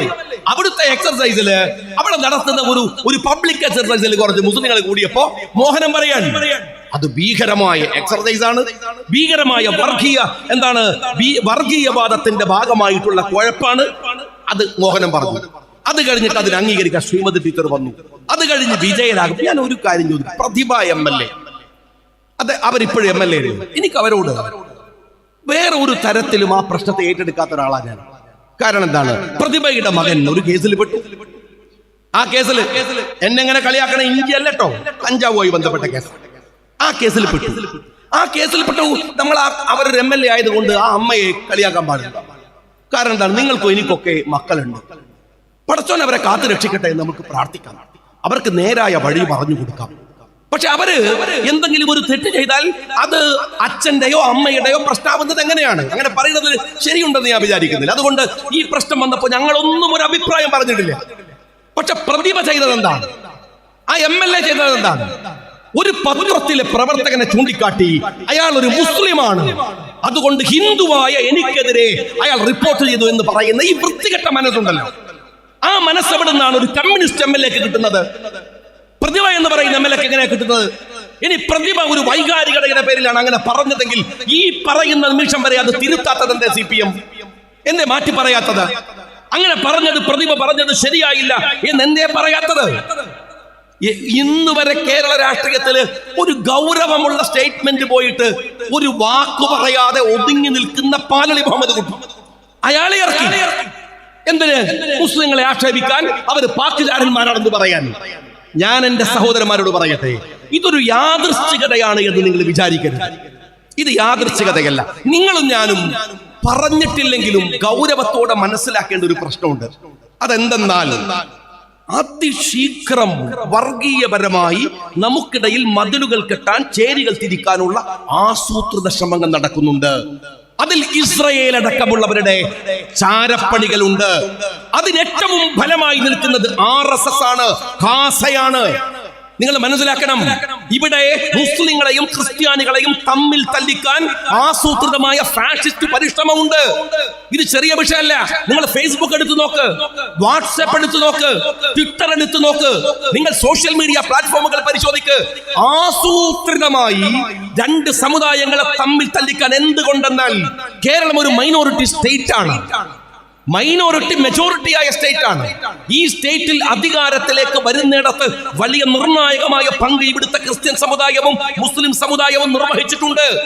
അവരെ ഒരുമിപ്പിച്ച് നിർത്തിക്കൊണ്ടുപോകാൻ കഴിയില്ലെങ്കിൽ അവരെ തമ്മിൽ തല്ലിക്കണം എന്ന് പറയുന്ന വിഷം നിറഞ്ഞ ആസൂത്രണം ഇവിടുത്തെ ഫാഷിസ്റ്റുകൾ ഒരുക്കുമ്പോൾ അതിലേക്ക് എണ്ണയൊഴിച്ചു കൊടുക്കാൻ എന്റെ പ്രിയപ്പെട്ട കമ്മ്യൂണിസ്റ്റ് പാർട്ടിക്കാരാ, നിങ്ങളും മെനക്കെടുന്നു എന്നതാണ് ഇവിടെ ഉണ്ടാവുന്ന ഏറ്റവും ഗുരുതരമായ പ്രശ്നം. ഈ ഫാഷിസ്റ്റ് രീതിയെ, ഈ അപകടകരമായ ഫാഷിസ്റ്റ് പരിശ്രമങ്ങളെ ചെറുത്തു തോൽപ്പിക്കുക, അത് നമ്മളുടെ മുഴുവൻ ആളുകളുടെയും ആവശ്യമാണ്. ഇതൊരു നിസ്സാരമായി പെട്ടെന്ന് വന്ന ഒന്നല്ല. ഞാൻ പറയട്ടെ, ജാതീയ സമൂഹങ്ങളെ, മതസമൂഹങ്ങളെ വോട്ടിന് വേണ്ടി ഉപയോഗിക്കുന്ന തന്ത്രം CPM എപ്പോഴും ചെയ്യാറുണ്ട്. പക്ഷെ അത് വോട്ടു രാഷ്ട്രീയത്തിന്റെ മാത്രം പ്രശ്നമായിരുന്നു.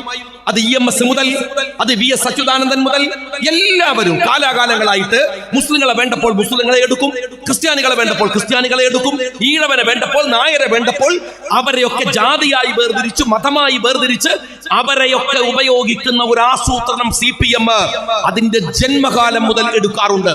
അതിലെ ഏറ്റവും വലിയ വില്ലൻ ആരെന്ന് ചോദിച്ചാൽ EM ശങ്കരൻ നമ്പൂതിരിപ്പാടാണ്. അദ്ദേഹം വലിയ സംഭവമാണ്, വലിയ എന്ന ആളാണ് എന്നൊക്കെ പറയും. എന്നാൽ കേരളത്തില് ഇതുപോലെ ജാതീയത ഉയർത്തിക്കൊണ്ടുവന്ന ഒരു മനുഷ്യനുണ്ടാവില്ല EMSനെ പോലെ. അയാളുടെ മനസ്സിലെ സവർണ രാഷ്ട്രീയത്തെ കൃത്യമായി ഉപയോഗിച്ച ഒരാളാണ്. ഇവിടുത്തെ സ്ത്രീ വിരുദ്ധ രാഷ്ട്രീയം ഉയർത്തിക്കൊണ്ടുവന്നതിൽ അദ്ദേഹത്തിന്റെ സവർണ രാഷ്ട്രീയത്തിന് പങ്കുണ്ട്. ഇവിടുത്തെ ഈഴവ പിന്നോക്ക സമൂഹങ്ങളെ വെറും തൂണുകളാക്കിയിട്ട് രാഷ്ട്രീയത്തിന്റെ ചട്ടുകങ്ങളായി ഉപയോഗിക്കുന്നതിൽ ഏറ്റവും വലിയ പങ്ക് വഹിച്ചയാൾ EM ശങ്കരൻ നമ്പൂതിരിപ്പാടാണ്. പക്ഷെ EMSന് കിട്ടാതെ പോയ ഒരു സമുദായം ഇവിടുത്തെ സാമുദായിക ബോധമുള്ള മുസ്ലിം കമ്മ്യൂണിറ്റിയെയാണ്. അവിടെയാണ് CD സാഹിബും CH മുഹമ്മദ് കോയ സാഹിബും ബാഫക്ക് തങ്ങളും പൂക്കോയ തങ്ങളും ഒക്കെ കമ്മ്യൂണിസ്റ്റ് പാർട്ടിയുടെ സ്വപ്നങ്ങളെ ഇവിടെ തകർത്തു കളഞ്ഞ സാമുദായിക മുന്നേറ്റം ഉണ്ടാക്കിയത്. ഇല്ലായിരുന്നുവെങ്കിൽ കമ്മ്യൂണിസ്റ്റ് പാർട്ടി വളർന്ന കേരളത്തിൽ പശ്ചിമ ബംഗാളിലെ മുസ്ലിങ്ങളെ പോലെ നമ്മുടെ മുസ്ലിം സമൂഹവും തകർന്നു പോകുമായിരുന്നു. പക്ഷേ കമ്മ്യൂണിസ്റ്റ് പാർട്ടിക്ക് ആ സ്വപ്നങ്ങളെ നടപ്പിലാക്കാൻ കേരളത്തിലെ പ്രബുദ്ധമായ സാമുദായിക രാഷ്ട്രീയം ഇടം കൊടുത്തില്ല. അത് വേറെ വലിയൊരു സബ്ജക്റ്റാണ്, പറയേണ്ടുന്ന വിശാലമായ ഒരു വിഷയമാണ്. പക്ഷെ ഞാൻ പറഞ്ഞത് ഇത്തരത്തിലുള്ള രാഷ്ട്രീയം കമ്മ്യൂണിസ്റ്റ് പാർട്ടി എല്ലാ കാലത്തും പ്രയോഗിക്കാറുണ്ട്, സ്വാഭാവികമാണ്. പക്ഷേ അതിന് ഒരു ദൂരവ്യാപകമായ പ്രത്യാഘാതങ്ങളിലേക്ക് പോകാതെ സദ്ദാമിനെ എടുക്കുക, സദ്ദാമിന്റെ പേര് പറഞ്ഞ് തെരഞ്ഞെടുപ്പ് ജയിക്കുക, ഇങ്ങനെയൊക്കെ ചെറിയ സെന്റിമെന്റൽ പൊളിറ്റിക്കൽ കാര്യങ്ങൾ ഇടതുപക്ഷം കാണിക്കാറുണ്ട്. പക്ഷെ അതിൽ നിന്ന് നിങ്ങൾ മാറുന്നത് എപ്പോൾ മുതലാണെന്ന് ഞാൻ ഈ പറയുന്നത് KM ഷാജി എന്താണ് നിങ്ങളുടെ ഒരു വിരുദ്ധ രാഷ്ട്രീയക്കാരൻ എന്ന പടലം മാറ്റിവെച്ച് നിങ്ങൾ ചിന്തിക്കുമെങ്കിൽ ഞാൻ നിങ്ങളോട് പറയാം. 2016 പിണറായി സർക്കാർ ആദ്യമായി അധികാരത്തിൽ വരുമ്പോൾ പിണറായി, നമുക്കറിയാം അദ്ദേഹത്തിന് ഒരുപാട് ഇമേജ് ഇഷ്യൂസുകളുണ്ട്. VS അച്യുതാനന്ദനെ പോലെ ഒരു തലമുതിർന്ന അഴിമതി വിരുദ്ധനായ സ്വന്തം മകന്റെ പേരിൽ അന്വേഷണം വേണമെന്ന് CBIക്ക് 10 പേജുള്ള കത്തെഴുതിയ, എത്ര വലിയ മുസ്ലിം വിരുദ്ധത പറഞ്ഞാലും അഴിമതിക്കാരനെന്ന് ഇപ്പോഴും പറയാൻ നമുക്ക് നാവുറക്കാത്ത ആ VSനെ തള്ളി താഴെയിട്ടാണ് പിണറായി വിജയൻ അധികാരം പിടിക്കുന്നത്. അതുകൊണ്ട് അധികാരം പിടിക്കുമ്പോൾ പിണറായി വിജയന് ഒരു ഇമേജ് കോൺഷ്യസ് ഉണ്ടായിരുന്നു. എനിക്ക് ഇപ്പോഴും ഓർമ്മയുണ്ട്, എൽദോസും ഞാനും ഒക്കെ അന്ന് നിയമസഭയിലുണ്ട്. അവിടെ നിങ്ങൾ ശ്രദ്ധിച്ചു നോക്കിയാൽ അറിയാം, പിണറായി വിജയൻ ഒരു ഫാഷിസ്റ്റ് വിരുദ്ധ സമീപനങ്ങൾ പ്രകടിപ്പിക്കാനുള്ള വലിയ ശ്രമങ്ങൾ നടത്തിയിട്ടുണ്ടായിരുന്നു നിയമസഭയിൽ. NRCയുടെ വിഷയം വന്നപ്പോ, മുസ്ലിം ഇഷ്യൂസുകളെ ഫാഷിസ്റ്റുകൾ അപകടകരമായി ചിത്രീകരിക്കാൻ വന്നപ്പോഴൊക്കെ പൊരുതുന്ന ഒരു കമ്മ്യൂണിസ്റ്റുകാരുടെ ലക്ഷണം പിണറായി വിജയനിൽ കണ്ടിട്ടുണ്ടായിരുന്നു. അതിനുശേഷം നിങ്ങൾക്കറിയാം അദ്ദേഹത്തിന്റെ മാംഗ്ലൂർ പ്രസംഗമുണ്ട്, മംഗലാപുരം പ്രസംഗം. നമ്മളൊക്കെ ട്രോളുമാകുമെങ്കിലും ആ പ്രസംഗത്തിൽ അദ്ദേഹം പറയുന്ന ഒരു കാര്യമുണ്ട്. അദ്ദേഹത്തിന്റെ പ്രസംഗത്തെ തടുക്കാൻ RSS ശ്രമം നടത്തി എന്ന് പറഞ്ഞിട്ട് അയാൾ പറയുന്നത്, നിങ്ങൾ എന്നെ പേടിപ്പിക്കണ്ട, ഞാൻ ഊരി പിടിച്ച BJP-ക്കാരന്റെ കൊടുവാളുകൾക്ക് മുമ്പിലൂടെ നടന്നുപോയവനാണ്. ഇതൊരു ചെറിയ വാക്കൊന്നുമല്ല.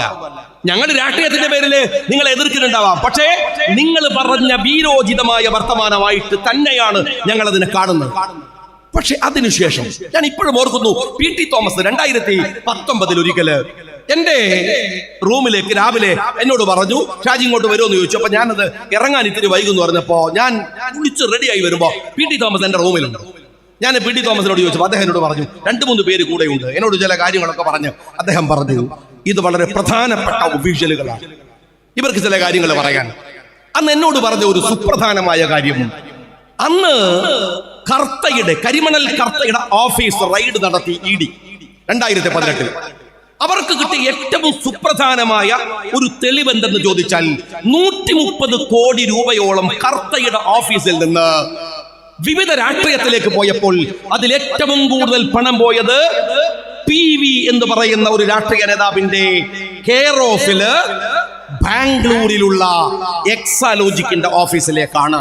1-2 സംഖ്യ അല്ല, രണ്ടാമത് ഇയാളുടെ ഓഫീസിൽ നിന്ന് പണം പോയത് ഊരാലിങ്കൽ എന്ന് പറയുന്ന ഒരു കോർപ്പറേറ്റ് ആയി വളർന്നു വന്നിരിക്കുന്ന ഒരു സൊസൈറ്റിയിലേക്കാണ് വടകരയിൽ.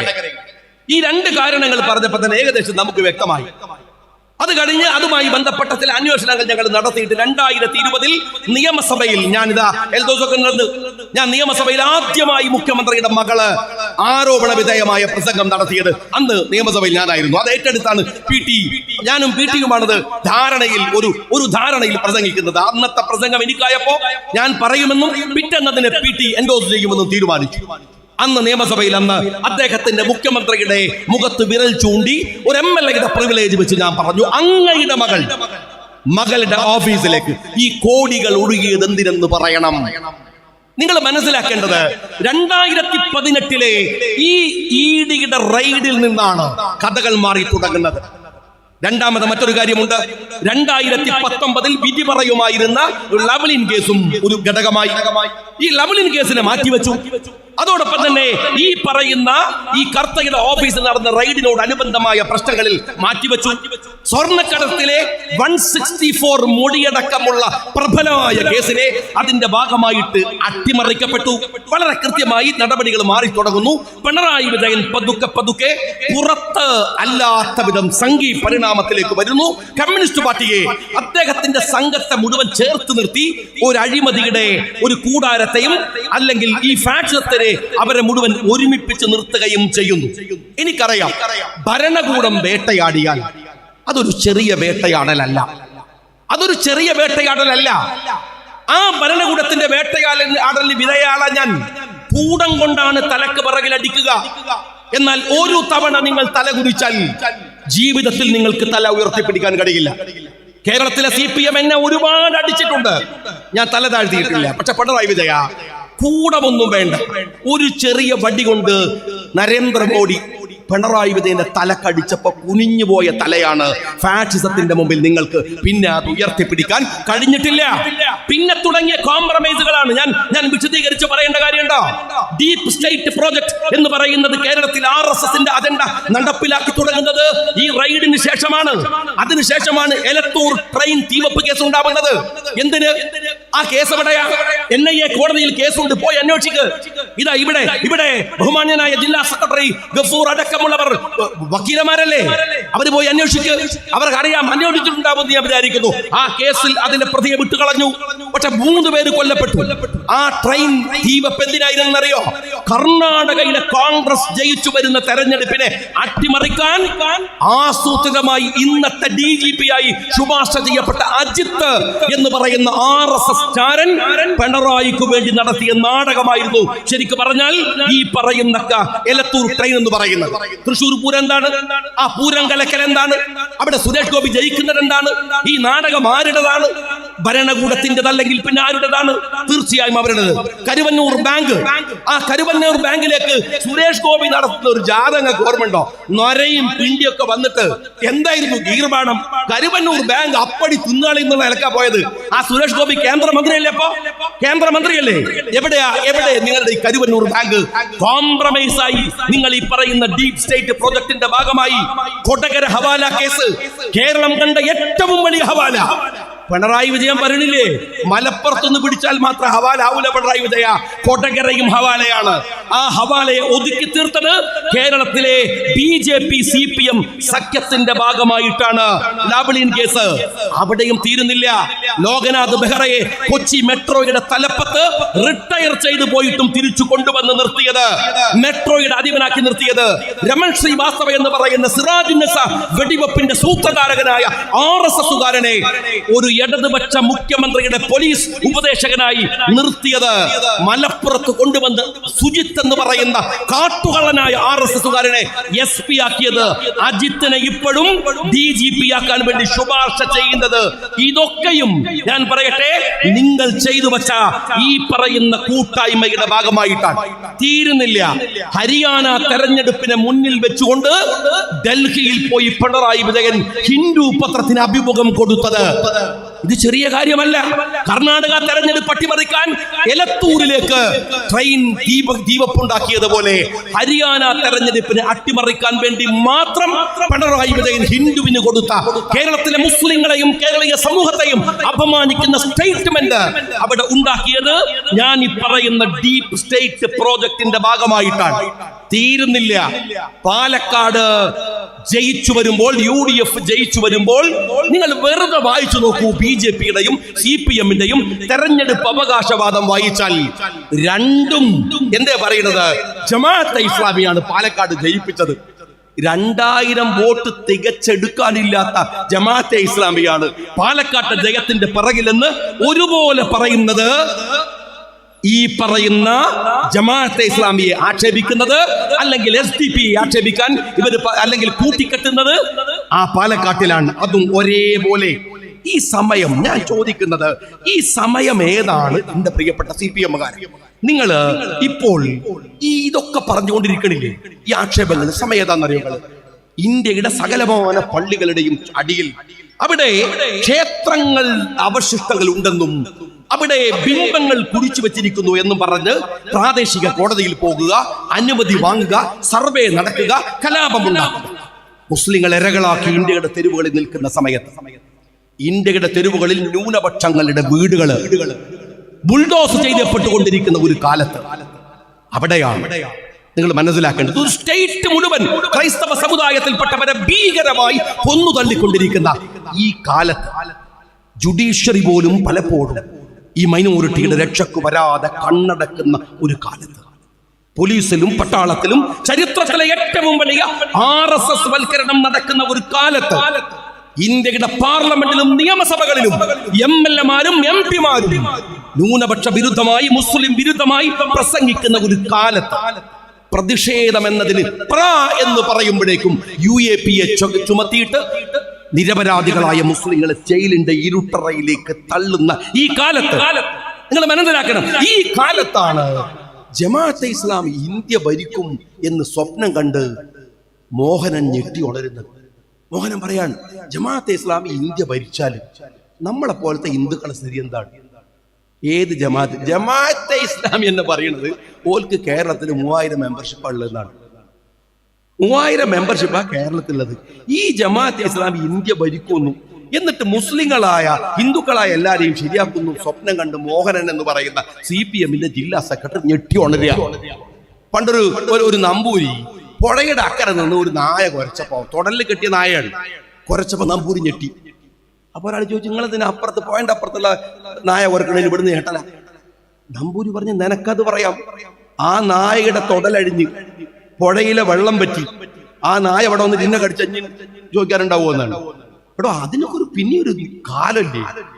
ജമാഅത്തെ ഇസ്ലാമി ഇന്ത്യ ഭരിക്കുന്നൊക്കെ പറഞ്ഞിട്ട് ആരെയാണോ നിങ്ങൾ പേടിപ്പിക്കുന്നത്? നിങ്ങൾ ഈ പറയുന്നതിന്റെ ഈ വിഷത്തിന്റെ ഊക്ക് എന്താണ്? നിങ്ങളൊന്ന് പറയൂ. അതിന്റെ ഊക്ക് എത്ര ഭീകരമാണ്, എത്ര വലുതാണ്, അതൊന്ന് നിങ്ങൾ ആലോചിച്ച് നോക്ക്. എത്ര അപകടകരം. ഇങ്ങനെ ഇസ്ലാമോഫോബിക് ആയിട്ട് നിങ്ങൾ എന്തിനാണ് ഇങ്ങനെ സംസാരിക്കുന്നത്? CPMകാരോട് ഞാൻ ചോദിക്കട്ടെ, എന്തിനാ ഇത്രയേറെ ഇസ്ലാമോഫോബിക് ആയിട്ട് നിങ്ങൾ സംസാരിക്കുന്നത്? ഇവിടെ ഈ മോഹനനായാലും, അതല്ലെങ്കിൽ ഈ വിജയനായാലും, അതല്ലെങ്കിൽ പ്രതിഭയായാലും, ഇവരെ വിജയരാഘവനായാലും എല്ലാവരും പാലൊളിയും. എല്ലാവരും പറയുന്നത് ഇതാണ്, ഈ അപകടം പിടിച്ച കാര്യമാണ്. ജമാഅത്തെ ഇസ്ലാമിയും ഇപ്പൊ ഞാനും ഷിബുവും അഴിയൂരിലാണ് ഉണ്ടായിരുന്നത്. അഴിയൂരിൽ എന്ന് പറയുന്നത് കോഴിക്കോട് ജില്ലയിൽ ഒരു പഞ്ചായത്ത്. SDP-യുടെ സഹായത്തോടെ UDFനെ അട്ടിമറിക്കാൻ 2 പഞ്ചായത്ത് വാർഡില് നമ്മൾ സംസാരിച്ചത് SDP ജയിച്ച വാർഡിലാണ്. അവിടെ നിന്നാണ്. എത്ര സ്ഥലങ്ങളിൽ ജമാഅത്തെ ഇസ്ലാമി SDP-ആയിട്ട് നിങ്ങൾ കൂട്ടുകൂടിയിട്ടുണ്ട്, ഒരുമിച്ച് നിന്നിട്ടുണ്ട്. നിങ്ങൾ എത്ര ഇടങ്ങളിൽ ഒരേപോലെ. എന്നിട്ട് പറയാണ്, മലപ്പുറത്ത് വന്നിട്ട് പിണറായി വിജയൻ പറയാണ്, ജമാഅത്തെ ഇസ്ലാമിയുമായിട്ട് സാദിഖ് അലി തങ്ങളുടെ ബന്ധത്തെ പരിശോധിക്കണം. ഞാനൊരു കാര്യം പറയട്ടെ, ബഹുമാന്യനായ സഖാവ് പിണറായി വിജയൻ, നിങ്ങൾക്ക് മുസ്ലിം ലീഗിന് നിങ്ങൾക്കും സാദിഖ് അലി തങ്ങൾക്കും നിങ്ങളുടെ സർട്ടിഫിക്കറ്റ് എന്തായാലും ആവശ്യമില്ല. പ്രത്യേകിച്ച് താങ്കളെ പോലെ ഒരു അർദ്ധസംഖ്യയുടെ സർട്ടിഫിക്കറ്റ് ഇന്ത്യൻ യൂണിയൻ മുസ്ലിം ലീഗിന് പുല്ലിന്റെ വില മാത്രമേ ഉള്ളൂ എന്ന് നിങ്ങൾ മനസ്സിലാക്കിയാൽ മതി. നിങ്ങളെക്കാൾ വലിയ സംഖ്യ വേറെ ഏതാണ്? നിങ്ങളെക്കാൾ വലിയ. ഞാൻ നാളെ പ്രസംഗിക്കുമ്പോൾ പറഞ്ഞു, നിങ്ങളിപ്പോ ചില നമ്മുടെ നാട്ടിൽ ഇന്ത്യ ഒന്നും അറിയാത്ത ആളുകൾ എന്താണ് മോഹൻ ഭഗവത് പ്രസംഗിക്കുമ്പോൾ ഇങ്ങനെ ബേജാറായിട്ടില്ലേ? എന്താ ഇപ്പൊ ഇയാള് പറയുന്നത്?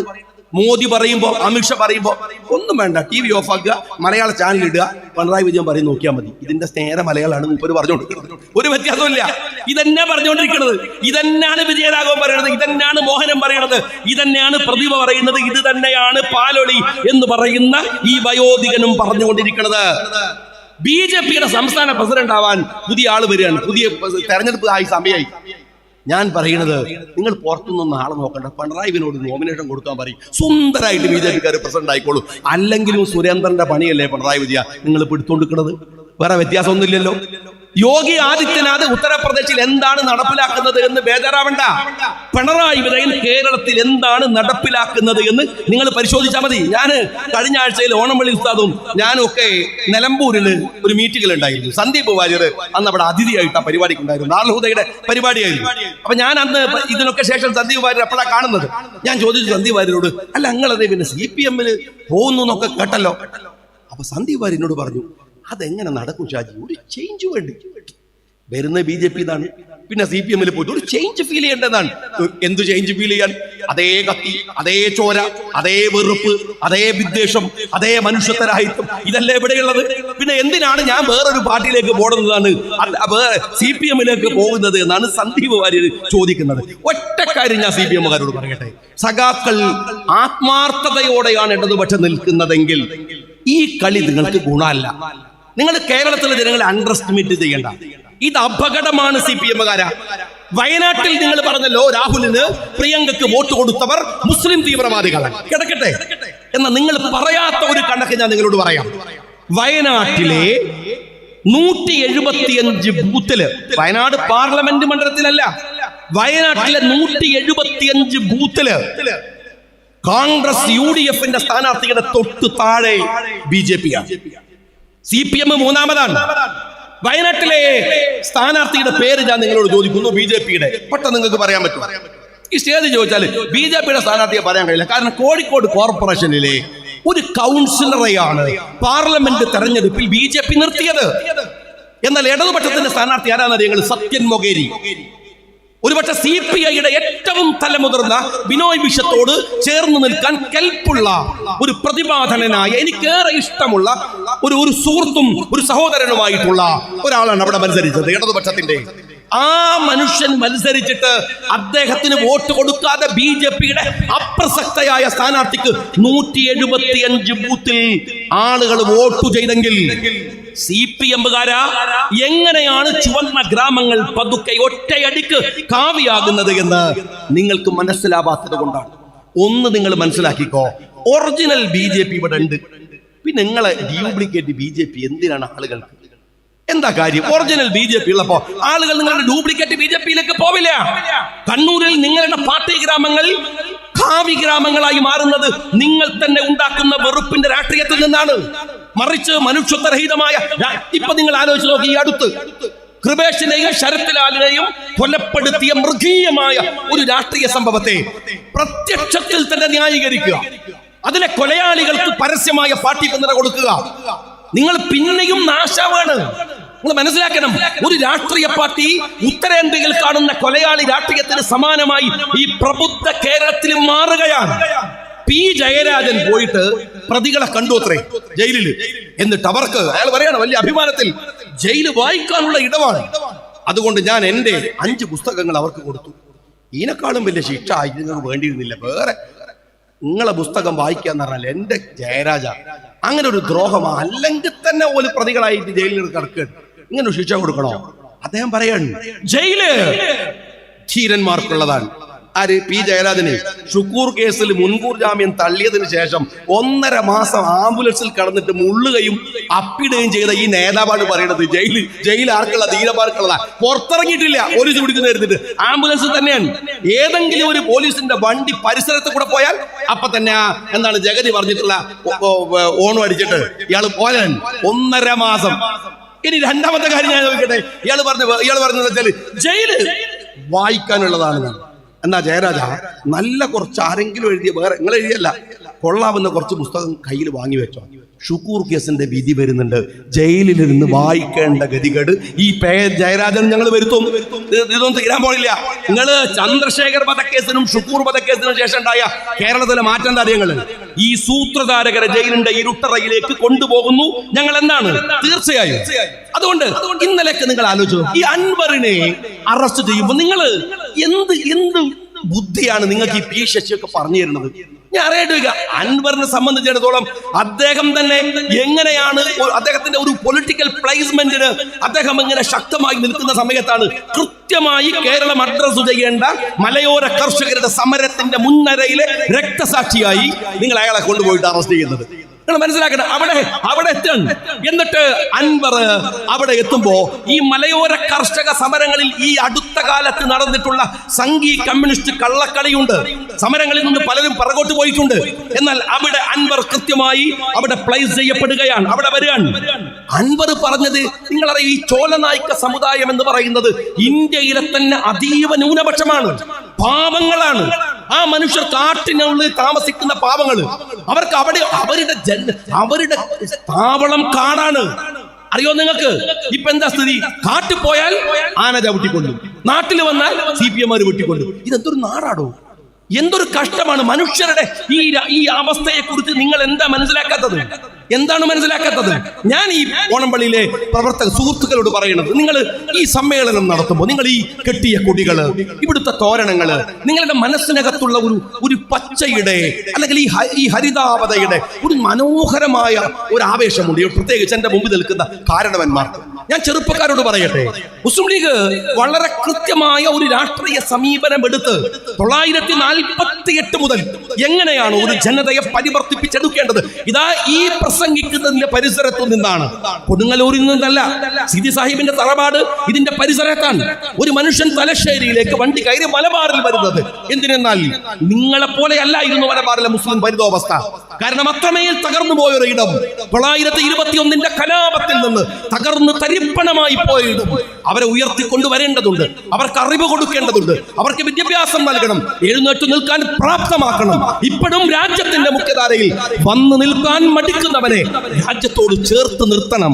ആ പ്രയത്നമാണ് അന്ന് മുസ്ലിം ലീഗ് ഏറ്റെടുക്കുന്നത്, ആ ഉത്തരവാദിത്തമാണ് നിർവഹിക്കുന്നത്. അതിന്റെ ഭാഗമായിട്ടാണ് അവിടെ ഫാറൂഖ് കോളേജ് വരുന്നത്, വിദ്യാഭ്യാസ സ്ഥാപനങ്ങൾ വരുന്നത്, ഒരുപാട് സ്ഥാപനങ്ങൾ വന്ന് ഒരു ജനതയെ പരിവർത്തിപ്പിച്ച് വളർത്തിയെടുക്കുന്നത്. അത് മലബാറിന്റെ രാഷ്ട്രീയത്തിനകത്തിരുന്ന് ചിന്തിച്ചാൽ മാത്രമേ ഒരു പക്ഷേ നിങ്ങൾക്ക് മനസ്സിലാവുകയുള്ളൂ എന്ന് നിങ്ങൾ ചിന്തിക്കേണ്ടതുണ്ട്. അവിടെ അങ്ങനെ വളർന്നു വന്ന ഒരു രാഷ്ട്രീയം വലിയ പങ്കല്ല, ചെറുതായിരിക്കാം. ചെറിയ ചെറിയ സംഘങ്ങൾ എന്തെല്ലാം അത്ഭുതങ്ങളാണ് ഉണ്ടാക്കുന്നത് എന്ന് വിശുദ്ധ ഖുർആൻ നിങ്ങളോട് ചോദിക്കുന്നുണ്ട് സ്നേഹമുള്ളവരെ. ആ ചെറിയ സംഘം നിങ്ങൾ അറിയുമോ, ഈ അടുത്ത് നമ്മയൊക്കെ അസ്വസ്ഥതപ്പെടുത്തിയതാണ് ഇന്ത്യയിലെ കോടതികൾ, കീഴ്ക്കോടതികൾ സർവേക്ക് കൊടുക്കുക, പള്ളികളിൽ എന്താണ് ബിംബങ്ങൾ ഉണ്ടെന്ന് പറഞ്ഞ് കുഴപ്പമുണ്ടാവുക, സമ്പലിൽ ആളുകൾ മരിക്കുക, പിന്നെയും വാദങ്ങൾ ഉയരുക. അവസാനം സുപ്രീം കോടതിയുടെ ജഡ്ജ് തന്നെ ഇരിക്കുന്ന ഒരു ബെഞ്ച്, സുപ്രീം കോടതി എന്താണ് ചീഫ് ജസ്റ്റിസ് തന്നെ ഇരിക്കുന്ന ഒരു ബെഞ്ച് തീരുമാനമെടുത്തു, ഇനി അങ്ങനെ കീഴ്ക്കോടതികൾ ചെയ്യരുത്. ഞാൻ ചുരുക്കി പറയാണ്, ഇത് എങ്ങനെ ഉണ്ടായതാണെന്നറിയോ? ചെറുപ്പക്കാരറിയണം, അതൊരു വെറും വിധി മാത്രമല്ല, ആ വിധിയുടെ പിറകില് ഒരു മനുഷ്യനുണ്ട്. നിങ്ങൾ ആ വിധി പത്രത്തിൽ വായിക്കുമ്പോൾ അൽഹംദുലില്ലാഹ് എന്ന് മാത്രം പറഞ്ഞാൽ പോരാ. അല്ലാഹുവേ, GM ബനാത്തുവാല സാഹിബിന്റെ ഖബറിടത്തിൽ നീ നന്മ നിറക്കണമേ, സമാധാനം നിറക്കണമേ എന്ന് നിങ്ങൾ പ്രാർത്ഥിക്കണം. ആ മനുഷ്യൻ 987 ഇന്ത്യയുടെ പാർലമെന്റിൽ ഒരു സ്വകാര്യ ബില്ല് കൊണ്ടുവന്നു. 947 ഓഗസ്റ്റ് 15 സമയത്ത് ഇന്ത്യയിൽ ആരുടെ കയ്യിലാണോ ക്ഷേത്രം, ആരുടെ കയ്യിലാണോ പള്ളി, ആരുടെ കയ്യിലാണോ ചർച്ച്, അതുപോലെ നിൽക്കണം. സ്വാഭാവികം ഒരു ചെറിയ പാർട്ടി ബില്ല് തന്നെ. 990 കോൺഗ്രസും ലീഗും തമ്മിലിടഞ്ഞു. രാഷ്ട്രീയ പാർട്ടികളാണ്, തർക്കങ്ങളൊക്കെ ഉണ്ടാവും, തമ്മിലിടഞ്ഞു. മുന്നണിയിൽ നിന്ന് ലീഗ് ഇറങ്ങിപ്പോയി. പാർലമെന്റ് തെരഞ്ഞെടുപ്പ് വരികയാണ്. ചെറിയ പാർട്ടിയാണ് ലീഗ്, പക്ഷെ ലീഗ് കൂടെ ഉണ്ടാവണമെന്ന് കോൺഗ്രസ് ആഗ്രഹിച്ചു. തമിഴ്നാട്ടിൽ, കേരളത്തിൽ, ഈ ദക്ഷിണ ഇന്ത്യയിൽ ലീഗ് വേണമെന്നവർ ആഗ്രഹിച്ചു. ചർച്ച തുടങ്ങിയപ്പോ ലീഗ് വലിയ ഡിമാൻഡുകൾ വെച്ചു. ഞങ്ങൾക്ക് വടകര മണ്ഡലമാണ്, 3 സീറ്റ്, ഒന്നും പറഞ്ഞില്ല, ഒറ്റ ഡിമാൻഡ്. 87 ബനാത്തുവാല സാഹിബ് കൊണ്ടുവന്ന ബില്ല് ഔദ്യോഗിക ബില്ലായി ഈ രാജ്യത്തെ മനുഷ്യർക്ക് നേർക്കുനേരെ ജീവിക്കാവുന്ന അവസ്ഥയുണ്ടാക്കണം. കോൺഗ്രസ് ആലോചിക്കട്ടെ എന്ന് പറഞ്ഞു. 3 ദിവസത്തിന് ശേഷം വീണ്ടും ചർച്ച. കോൺഗ്രസ് ഒരു ഡിമാൻഡ് വെച്ചു. ബാബരി മസ്ജിദ് വലിയ തർക്കമാണ്, അതുകൊണ്ട് ആ ബാബരി മസ്ജിദ് കോടതിയുടെ മുമ്പിൽ നിൽക്കുന്ന കേസായതുകൊണ്ട് ഒഴിച്ചു വെച്ചു. ബാക്കി എല്ലാ പള്ളികളുടെ മുകളിലും, അമ്പലങ്ങളുടെ മുകളിലും, ആരാധനാലയങ്ങളുടെ മുകളിലും ബില്ല് കൊണ്ടുവരാം. ലീഗ് സമ്മതിച്ചു. ആ തെരഞ്ഞെടുപ്പിന്റെ മൂർധന്യാവസ്ഥയിൽ ഇന്ത്യയുടെ പ്രതിഭാധനനായ പ്രധാനമന്ത്രി രാജീവ് ഗാന്ധി കൊല്ലപ്പെട്ടു. നമ്മളൊക്കെ നിശ്ചലമായി നിന്നുപോയ സമയം. പിന്നെയും തെരഞ്ഞെടുപ്പ് സ്വാഭാവികമായി നടന്നു. കോൺഗ്രസ് മൃഗീയമായ ഭൂരിപക്ഷത്തോടെ വന്നു. കോൺഗ്രസ് നമുക്ക് വാക്ക് നൽകിയ രാജീവ് ഗാന്ധി ഇല്ലാതെയും വാക്കുപാലിച്ച ബില്ല് കൊണ്ടുവന്നു. എന്തിനാണ് ലീഗ് എന്ന് ചോദിക്കുന്നത്? ഞങ്ങൾ ആരോടും വിരോധം വെച്ച് സംസാരിക്കുകയല്ല. ഞങ്ങൾ ഒരുപാട് പൊരുതിയിട്ടുണ്ട് ഈ രാജ്യത്തിലെ എക്സ്ട്രീമിസ്റ്റുകൾക്കെതിരെ, SDPIക്കെതിരെ, ജമാഅത്തെ ഇസ്ലാമിക്കെതിരെ. ഐഡിയോളജിക്കലായി ഈ രാജ്യത്ത് നിൽക്കാവുന്ന ഐഡിയോളജി അല്ല നിങ്ങളത് എന്നറിയുന്നത് കൊണ്ടാണ് ഞാൻ നിങ്ങളോട് പറയുന്നു, നമുക്ക് എന്തെങ്കിലും പരിവർത്തനം ഉണ്ടാക്കാനാകുമെങ്കിൽ, ഇടപെടാൻ കഴിയുമെങ്കിൽ, മറ്റാരെയും വേദനിപ്പിച്ചല്ല, ഈ രാജ്യത്തിന്റെ മതേതര ചേരിക്ക് കരുത്തു കൊടുത്താണ്. നമ്മുടെ ഭൂമിയാണ്, നമ്മുടെ ഇടമാണ്, നമ്മുടെ രാജ്യമാണ്. ഏതെങ്കിലും വൃത്തികെട്ട RSSകാരനും കമ്മ്യൂണിസ്റ്റുകളും പറയുന്ന പോലെ ഈ രാജ്യം നമ്മുടെ സ്വത്താണ്. അവര് പറയുന്ന പോലെ മറ്റൊരു രാജ്യത്തിന് വേണ്ടി തുടിക്കുന്ന ഹൃദയമുള്ളവരല്ല. സംശയം ഉണ്ടെങ്കിൽ ഇവനൊക്കെ ഈ മണ്ണിലേക്ക് അവന്റെ മുഖം ചേർത്ത് പിടിച്ചു കൊടുക്കണം. നമ്മുടെ പിതാമഹന്മാരുടെ ചോര കൊണ്ട് പങ്കിലപ്പെട്ട് കിടക്കുന്ന, പവിത്രപ്പെട്ട് കിടക്കുന്ന ഈ മണ്ണ് മണക്കുമ്പോൾ അവന് മനസ്സിലാവും ഞങ്ങൾ ആരായിരുന്നു എന്ന്. ഈ രാജ്യത്തെ ഒറ്റുകൊടുത്തത് കമ്മ്യൂണിസ്റ്റുകളും RSSകാരാണ്. ഞാൻ ചരിത്രത്തിലേക്ക് പോണില്ല. പലപ്പോഴും ഷിബു പറയുന്നത് ഞാൻ എത്രയോ തവണ ആവേശത്തോടെ കേട്ടിട്ടുണ്ട്. നിങ്ങളുടെ പഴയ ചരിത്രം എന്ന് പറയുന്നത്, ജോഷിയുടെ ചരിത്രം എന്ന് പറയുന്നത്, കമ്മ്യൂണിസത്തിന്റെ ചരിത്രം എന്ന് പറയുന്നത് ഈ 1980-കളില്ല 90-കൾ വരെ ഈ രാജ്യത്തിന്റെ സ്വതന്ത്ര പതാക നിങ്ങളുടെ പാർട്ടി ഓഫീസിന്റെ 7 അയലത്ത് നിങ്ങൾ തൊടുവിച്ചിട്ടില്ല. നിങ്ങൾ ഈ രാജ്യത്ത് അംഗീകരിക്കാത്തവരാണ്. എന്നിട്ട് നിങ്ങൾ ഞങ്ങളെ പഠിപ്പിക്കാൻ വരികയാണ്. ഞാൻ എൻ്റെ സഹോദരന്മാരോട് പറയുന്നു, ഈ മുന്നേറ്റത്തെ ശക്തിപ്പെടുത്തണം സ്നേഹമുള്ളവരെ. ഈ മുന്നേറ്റത്തിന് കരുത്തു പകരണം. ഭിന്നിച്ചു നിന്ന് നശിക്കേണ്ട ഒരു സമയമല്ല ഇത്. ചേർന്നു നിൽക്കേണ്ട സമയമാണ്, ഒരുമിച്ച് നിൽക്കേണ്ട സമയമാണ്. ഈ ഫാഷിസ്റ്റ് കാലത്തെ മനുഷ്യനെ തമ്മിൽ തല്ലിക്കുന്നിടത്ത് നിന്റെ ഒരു മെസ്സേജ്, നിന്റെ ഒരു വാക്ക്, നിന്റെ ഒരു പ്രസംഗം ആരുടെയും മനസ്സ് മുറിപ്പെടുത്തുന്നതാവരുത്. അവരിങ്ങോട്ട് ചെയ്യുന്നില്ലേ എന്ന് ചോദിച്ചാൽ അത് പരിഹാരമല്ല. ഇങ്ങോട്ട് ചെയ്യുന്നതിന് തിരിച്ചു ചെയ്യാനല്ല നിന്നെ ഈ മതം പഠിപ്പിച്ചത്, ദീൻ പഠിപ്പിച്ചത്, ലീഗ് പഠിപ്പിച്ചത്. നമ്മൾക്ക് നമ്മളുടെ നിലപാടുണ്ട്. ഈ രാജ്യത്തെ ചേർത്ത് പിടിച്ച് മുന്നോട്ട് കൊണ്ടുപോകാൻ നമ്മൾ ഇന്നിവിടെ അന്തസ്സോടെ ജീവിക്കുന്ന പോലെ നമ്മുടെ മക്കൾക്കും ജീവിക്കാൻ നിങ്ങൾ ഉയർത്തിപ്പിടിക്കേണ്ട ഒരു പതാക ഇന്ത്യയിൽ, അത് ഇന്ത്യൻ യൂണിയൻ മുസ്ലിം ലീഗിന്റെ അർദ്ധചന്ദ്ര താരാങ്കിതമായ ഹരിത പതാകയാണ്. അതിവിടെ ഇങ്ങനെ പാറിക്കളിക്കേണ്ടത് ഈ പൊതുയോഗത്തിന്റെ സന്ദേശമായിട്ടല്ല, മറിച്ച് നിങ്ങളുടെ ഹൃദയത്തിന്റെ തുടിപ്പായിട്ടാണ് എന്ന് ഈ ഓണംപള്ളിയിലെ സഹോദരന്മാരെ ബോധ്യപ്പെടുത്തിക്കൊണ്ട് അഭിവാദ്യങ്ങൾ നേർന്നുകൊണ്ട് ഉദ്ഘാടനം ചെയ്തതായി അറിയിച്ചുകൊണ്ട് ഞാൻ എൻ്റെ വാക്കുകൾക്ക് വിരാമം കുറിക്കുന്നു. നന്ദി. ജയ് ഹിന്ദ്. അടുത്തതായി ഒരു മൊമെന്റോ വിതരണമാണ്. ഓണപ്പള്ളി മുസ്ലിം ജമാഅത്തിൽ നിന്നും ആദ്യമായി MBBS കരസ്ഥമാക്കിയ ആദർശവനത്ത് പ്രവർത്തനം ആരംഭിച്ച നമ്മുടെ മുൻ ട്രഷറർ കൂടിയായ